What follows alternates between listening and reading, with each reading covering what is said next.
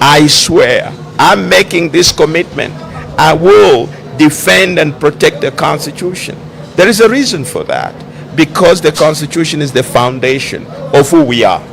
You destroy that, you're destroying the country and destroying who we are. Okay? And that is the problem we have had. From 1964 to date, has cooked the Constitution. Okay? We have to stop. We have to stop. Okay? So this is what we have done. In 1972, Kaunda declared one-party state, but Kaunda started long before 1969. He changed the Constitution, amended it to remove the referendum clause. Then in 1973, he now introduced one-party state. Okay? And that was the destruction of the country. 27 years later, the country was on its knees. 1991, we had a new constitution. 96, President Chiluba mutilated that constitution. Okay? Destroyed it. But this is where I give credit to President Lungu, not for the reasons that you have we talked about earlier on.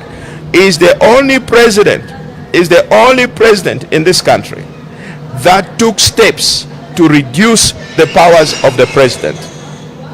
One of his greatest legacy, you can criticize him for whatever reasons, but for me was the amendment of the Constitution to require a presidential candidate to secure 50+1% of the votes before one can be elected president.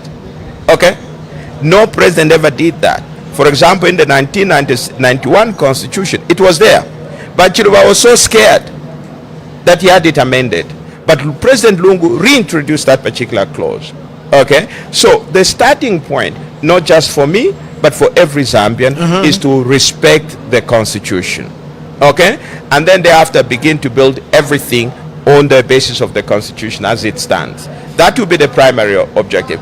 Because when you respect the Constitution, having advocated, first of all, for the financial independence of the judiciary, I've advocated to say there should be a transparent system of identifying and appointing judges, because that is critical. That is critical. Your judiciary is the last place of refuge. Okay? When the politicians misbehave, you go to the judiciary. Okay? But to survive that, you need a strong judiciary.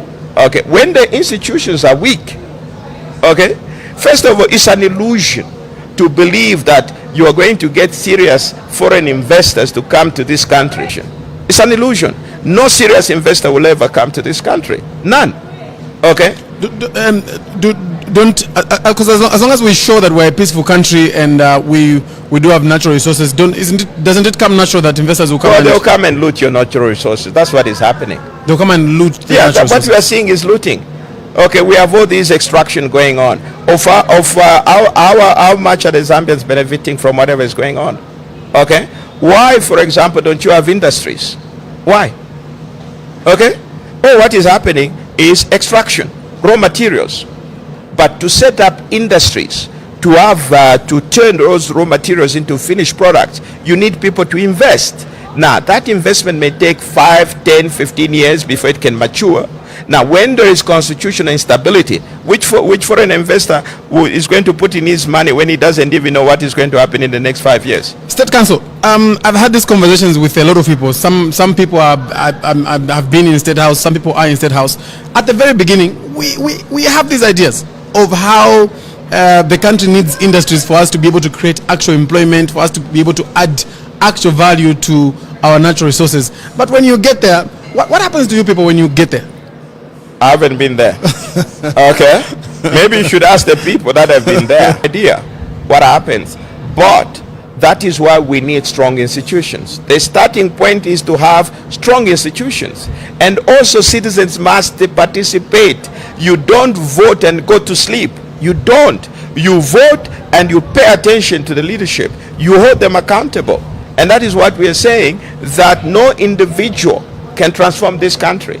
Okay, you vote people into office, and as citizens, you remain alert. The politicians do all this crazy stuff because they know they can get away with it.